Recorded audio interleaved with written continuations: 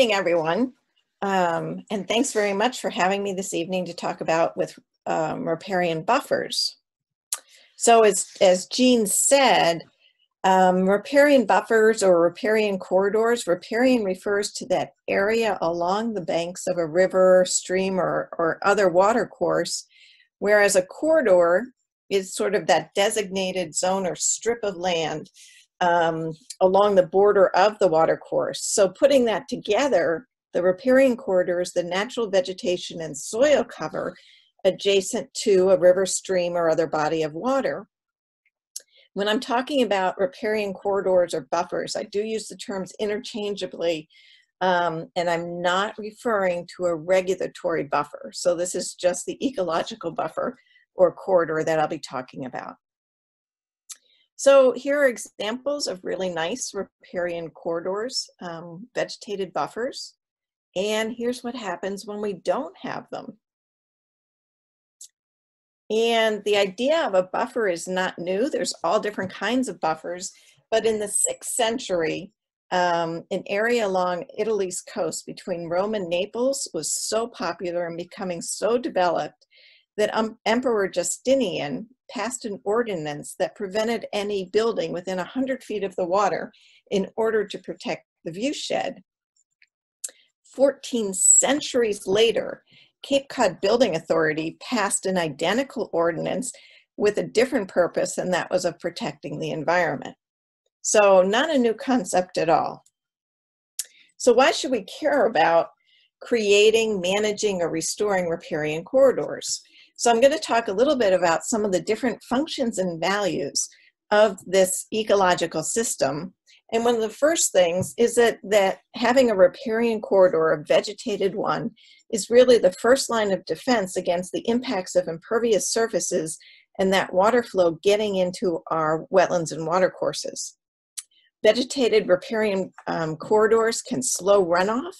They can protect shorelines from erosion, slow water velocity, filter and trap pollutants, and then also provide habitat and corridors for wildlife, as well as shade waters for fisheries. So Jean showed you a really nice picture, maybe from the Natchaug River watershed. In terms of water quality, having vegetation along those higher order streams, way up, in the tops where our watersheds begin, is really the most critical. That's where we can have the most impact in terms of water quality. I mentioned steam bank stabilization can be a very important function of riparian corridors. Slowing that floodwater velocity. This is along a lake here, so shoreline protection and again, erosion control. And this has to do with impervious surfaces. So that surface runoff obviously is higher where there's increased impervious surfaces or cultivated areas. So here is a golf course, which is actually undergoing riparian corridor restoration along here this was down in Maryland. And something that we really need to think about in terms of impervious surfaces is not just the amount of impervious surface, but the slope and the texture of the soils. So biodiversity and buffers really go hand in hand. So having these riparian areas can really increase both aquatic and terrestrial habitat, help to protect some of these very sensitive habitats, restore connectivity. There are great opportunities for connecting riparian corridors and creating connections between areas. Increasing access to resources, and very importantly with climate change, and we're going to talk a little bit more about this later, providing shade to maintain water temperature. So here's just a few of our native animals that live in these riparian corridors. Very colorful group this evening. Riparian corridors do a couple of important things. They provide woody debris for aquatic habitat structure. They maintain that in-stream microclimate, provide food for aquatic species, and again, help to protect water quality. So fisheries, again, this is very, very important. This is a group from Trout Unlimited, which has been doing a great deal of work on riparian corridors. And in this next picture, here's woody debris. This is one of my favorite pictures because this is actually people adding woody debris to an area that it's been removed from. We really, I think as a society, we tend to like things neat and tidy. And so when we see something like in the upper left-hand corner, we want to clean it up. But that woody debris is really critical for many organisms, but especially the larval stages of many insects. Buffers and soils go hand in hand. Those having these vegetated buffers can do a number of things, reducing that energy of water runoff, reducing wind energy, something we don't immediately associate with having vegetated buffers. They can help to stabilize the soils, improve water quality, and again, that very important filtration, removing soil pollutants.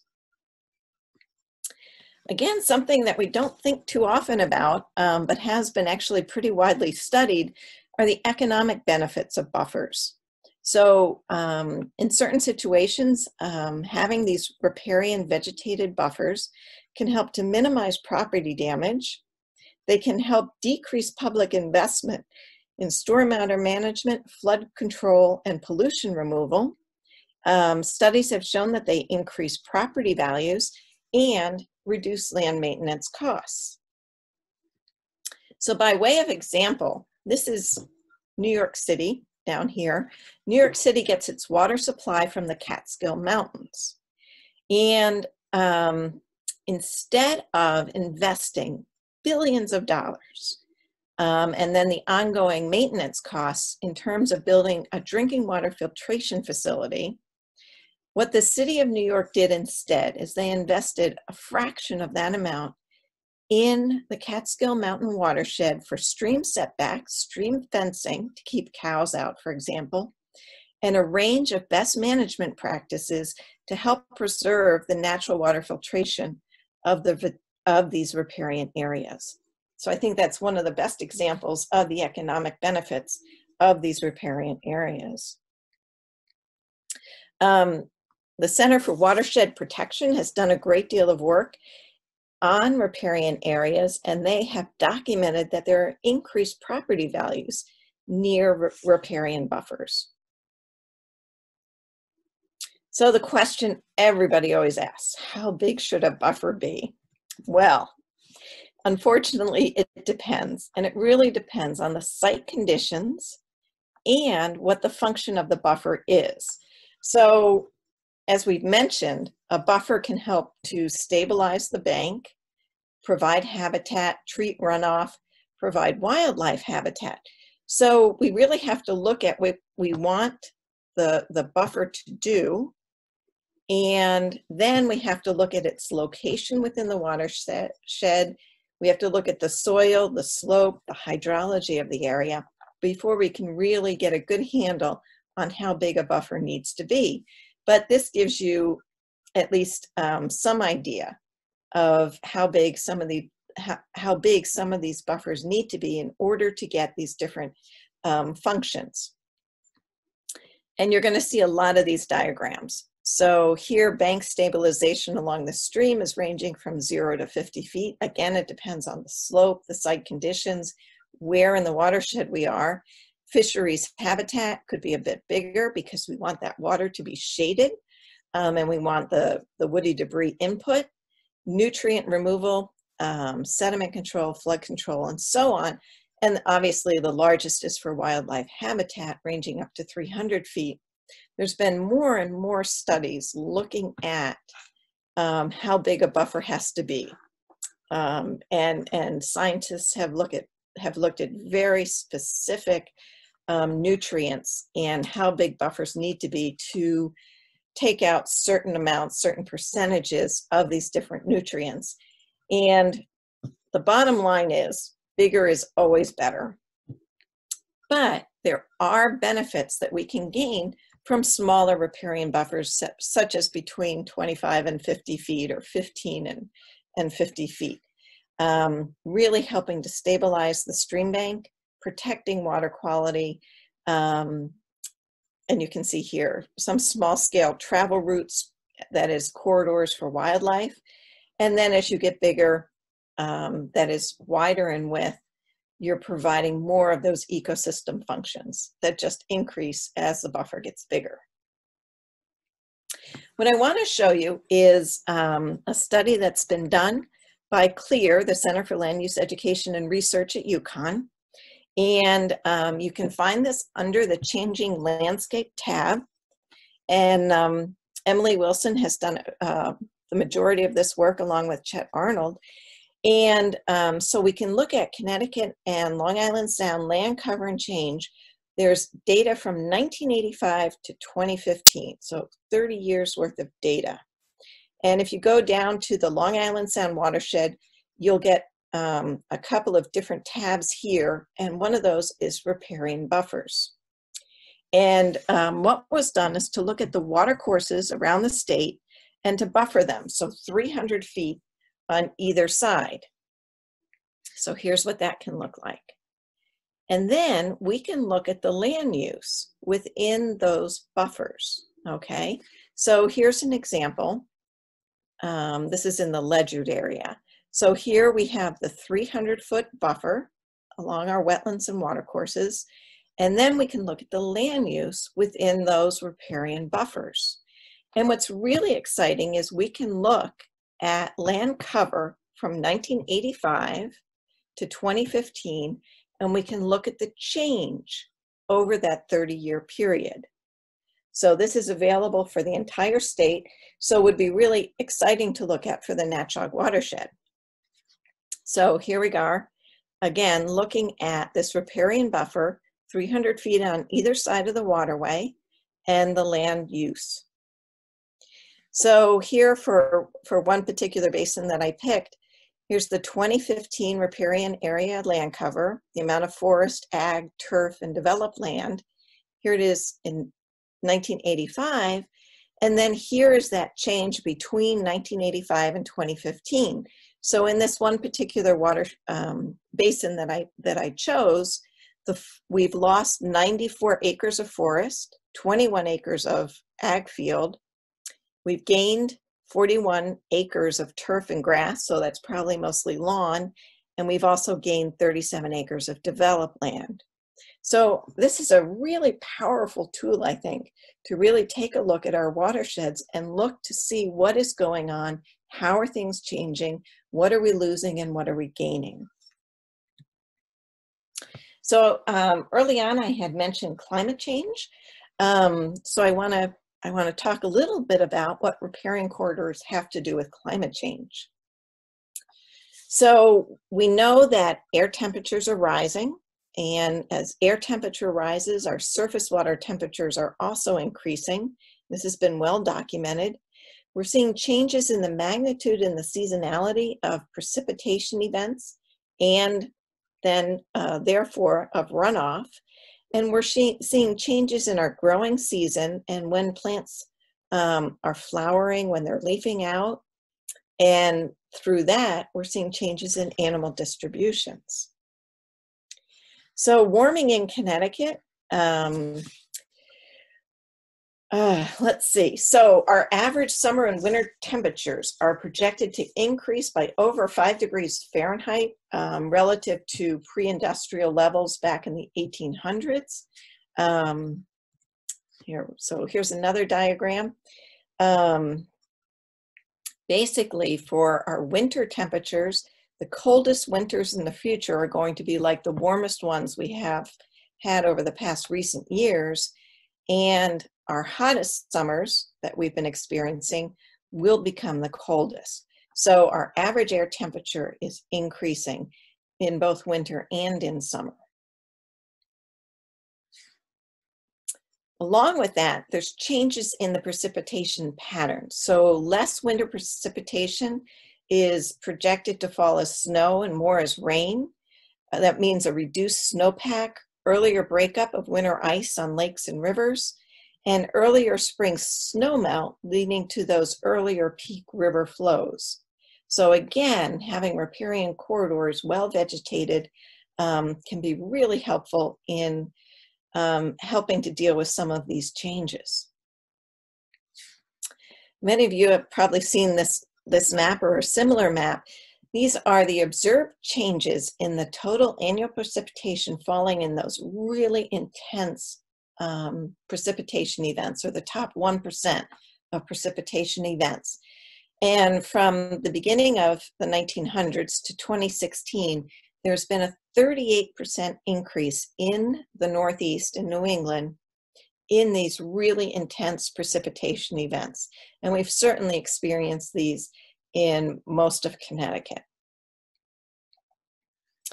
So a little bit of positive news with those warmer air temperatures. There's been a change in our plant hardiness zones here in Connecticut, and our growing season is about 2 weeks longer now. Spring is coming earlier by about 2 weeks.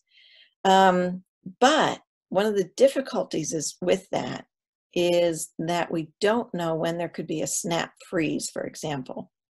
And so it makes it very hard. While there's a lot of work going on in terms of agriculture and new potential crops and different vegetables that we could be growing, we don't have a good sense of when there could still be a freeze. So just to summarize in terms of climate change, riparian systems are naturally resilient to extreme weather events. These are areas that can flood and dry out. They function as corridors for many plants and animals, especially with climate change causing these distributional shifts in organisms. There's many organisms, birds, insects that are moving northward. These areas provide thermal refugia. Riparian areas absorb a lot of heat. Water has a very high heat capacity and can really help to protect certain organisms against these extreme temperature fluctuations. And then we have those hydrological benefits, helping to slow flood events, filtering water, runoff, increased infiltration, and I think all those benefits are just augmented as we see climate change occurring more and more. So I had mentioned Trout Unlimited, and this is another group here, planting shrubs in this case to help shade the waters, because our native brook trout really need those cooler water temperatures. As the air temperature is rising, our water temperatures are getting warmer, and so helping to shade the waterways will really help cool the water and allow things like brook trout to continue to flourish. So riparian corridors are for both coastal areas and inland areas. Just a few mentions about the coastal area. So again, riparian corridors are something that can be very, very important in these coastal areas, particularly with increases in sea level rise. Projections are 20 inches by 2050 of sea level rise. Storm surge increasing and flooding reaching further inland. As we increase sea level rise, our floodplains are actually getting bigger. So storm surge during flood events can move further and further inland. Intense storms are causing accelerated erosion of beaches and coastal dunes, and we're seeing degradation of coastal wetlands, and possibly increased saltwater intrusion into wells, for example. So here you see a few examples of coastal erosion. Here is an exposed septic system, and on the right-hand side, the sand used to come up to this bottom step here. So when we look at our state, whether it's a coastal area or an inland area, we see very few riparian corridors. Sometime when you're on Google Maps, take a look at the imagery and take a look at some of the riparian areas that the waterways that well, and just check out to see how those riparian areas look. So these are coastal setbacks. This was a study that was done looking at many different sources. So it was sort of a literature review to try to get different coastal ecosystem functions of these riparian corridors, and everything from erosion control to terrestrial habitat. This was a Canadian study, so it's all in meters. And you can see that there's some really big distances that are needed to get these different ecosystem functions. So where do we begin when we really want to start in on developing riparian areas or building them up or managing them better? So Jean showed a riparian brochure that I developed with a few other people that's available online. There's also a coastal plant list as well as an inland riparian plant list. So these are native plants that do well in these riparian areas that can withstand some flooding and can dry out at other parts of the year. And this was a coastal project, but I worked with a student of landscape architecture, and we created a number of cross sections and plan views so that people could see what their yards might look like. And this is the website up here. And so these are a few of the cross sections that were developed. These work really for coastal or inland. And here you can see the bird's eye view. The important thing, one of the things, again, whether you're on the coast or further inland, we often see lawn all the way to the water's edge. People want to have their water access and their view sheds. So what we were trying to do is show people how they could plant to still have that water access and those view sheds. And there's lots of ways to do this, but that was the whole point of this exercise here. So we want to avoid things like this, right? Whether it's coastal or inland. Here you can see a wall to the water's edge. Again. And here you can see that this very steep slope is being planted with vegetation. And here's another really nice riparian buffer that's completely vegetated. And over here is still the water access. And there's probably a pretty good view of the water as well. So it is possible to do. We don't have to have lawn all the way to the water's edge. And these are just two states, North Carolina. Now this is a regulatory buffer. Some states do have regulations on buffers. We in Connecticut do not, although we do have a 100-foot recommended buffer width. Sorry, that's my dog. So North Carolina has a 50-foot buffer minimum requirement, and although in some watersheds they have bigger requirements.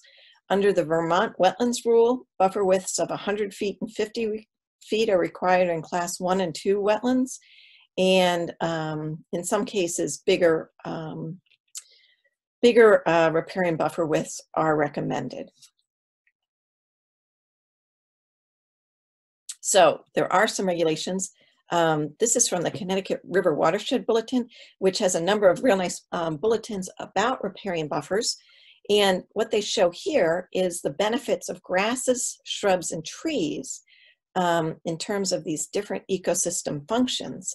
And by far, trees planted along the riparian buffer provide the greatest benefits. So one of the things is that we often hear people don't want things to look untidy. They want things to look at least like they're being taken care of. And so there are ways to think about designing riparian buffers so that they still look maintained.